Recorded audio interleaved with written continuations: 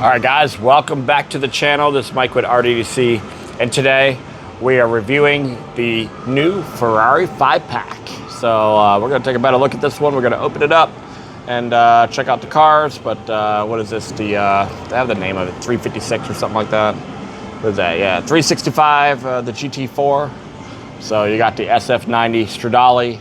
We got the 206 GT Dino. We got the Cilindri.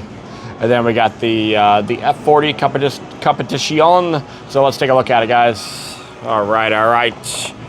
So first one in that one is the 365 right there, GT4. So this has been released in yellow, white, red. So I think they released every color of the rainbow so far, but there we go. That one is pretty cool. All right, next one. It's going to be the SF90. There we go. That one looks kind of cool. I like the deep red on it. I like the soft top, hard top, whatever you want to call it. 5-star wheels. Nice details. Don't forget the Ferrari logos. Don't touch those logos, guys. They will sue you. So there we go. Anyways, SF90. All right, the newer one that just dropped kind of is the Dino. So this is Enzo Ferrari's son, Dino, that died, and that car is named after him.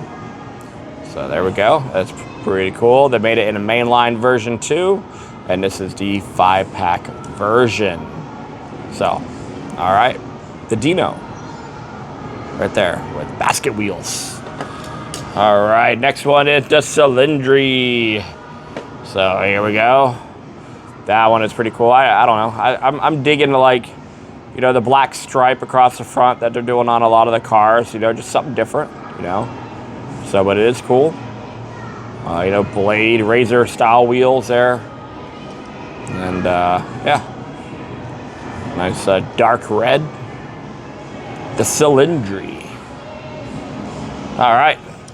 Next one of the bunch is the Ferrari F40 Competizione.